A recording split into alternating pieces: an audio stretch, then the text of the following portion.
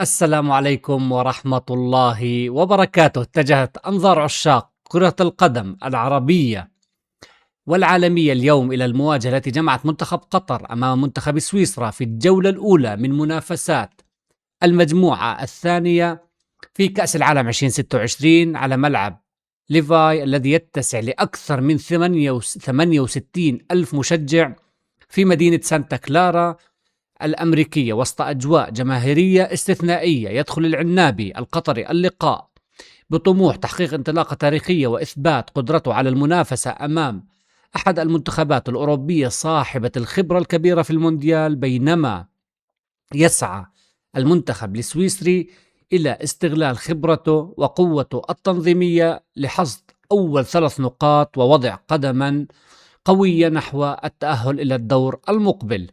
فهل ينجح أكرم عفيف ورفاقه في كتابة بداية مميزة للكرة العربية، أم تفرض سويسرا خبرتها وتخرج بالنقاط الكاملة؟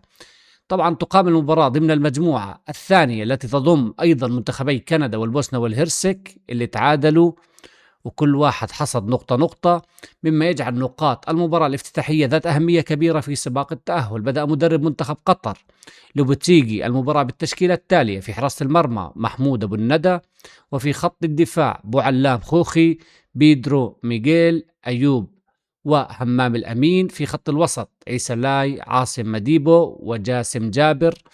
وفي خط الهجوم أكرم عفيف، إدميلسون جونيور ويوسف عبد الرزاق. أما على الجانب الآخر فبدأ مدرب منتخب سويسرا مورات ياكين المباراة بالتشكيلة التالية: في حراسة المرمى كوبل، وفي خط الدفاع دينيس زكريا، نيكو الفيدي ومانويل أكانجي. في خط الوسط ميشيل وريمو فريلر وتشاكا وريكاردو رودريغيز. وفي خط الهجوم اندوي ودان اندوي وإيموبولي وفارغاس. انطلقت أحداث الشوط الأول وسط حماس كبير من المنتخبين. بداية الشوط الأول في الدقيقة الثانية ارتكب مانويل أكانجي خطأ في التمرير ليستغل أدميلسون جونيور مهاجم العنابي القطري الكرة وينفرد بالمرمى ويسدد مباشرة، لكن كوبل حارس مرمى سويسرا تألق وأبعد هدف محقق لمنتخب قطر. في الدقيقة السادسة جاء الرد السويسري سريعا بفرصة خطيرة وتسديدة قوية في أول اختبار لمحمود أبو ندى حارس مرمى منتخب قطر الذي نجح في التصدي لها ببراعة. وعند الدقيقة 10 واصل المنتخب السويسري ضغطه الهجومي وكاد أن يفتتح التسجيل بتسديدة شفناها جدا كانت خطيرة، إلى أن الكرة مرت فوق العارضة. وفي الدقيقة 14 احتسب حكم مباراة ركلة جزاء لصالح منتخب سويسرا بعد تدخل من محمود أبو ندى على أحد لاعبي منتخب سويسرا، وتقدم إيموبيلي لتنفيذ الركلة لينجح في تسجيل الهدف الأول لمنتخب سويسرا ويمنح التقدم بهدف دون رد. عندنا في الدقيقة 21 عاد المنتخب السويسري ليهدد مرمى قطر بفرصة خطيرة جديدة، لكن محمود أبو الندى واصل تألقه وأبعد الكرة ببراعة. وقبل نهاية الشوط الأول بدقائق وتحديدا في الدقيقة 43 حصل منتخب قطر على فرصة ثمينة عن طريق إدميلسون جونيور، إلى أن كوبل تألق مرة أخرى وتصدى للكرة وأبعد الخطورة.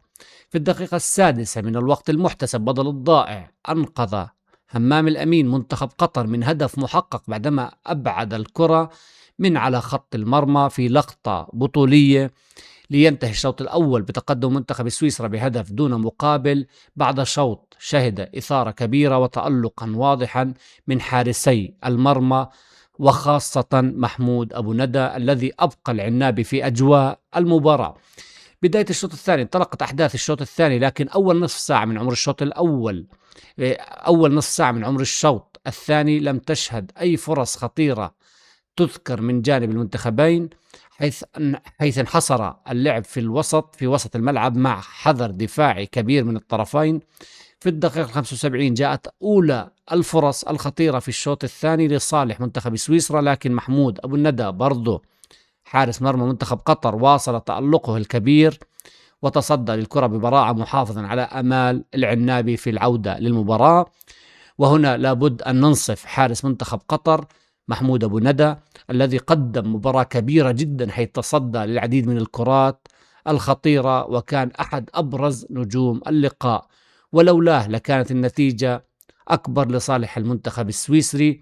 في الدقيقة الرابعة من الوقت المحتسب بدل الضائع جاءت اللحظة التي انتظرها الجمهور القطري بعدما نجح بوعلام خوخي في تسجيل هدف التعادل للعنابي وسط فرحة عارمة من اللاعبين والجماهير.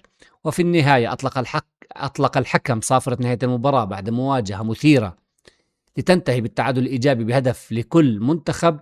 حصل منتخب سويسرا على نقطة واحدة، كما حصد منتخب قطر على أول نقطة له في كأس العالم 2026 بعد مباراة أظهر فيها العنابي شخصية قوية وإصرارا كبيرا حتى اللحظات الأخيرة، فيما استحق محمود أبو الندى أن يكون أحد أبرز نجوم المباراة بفضل تصدياته الحاسمة.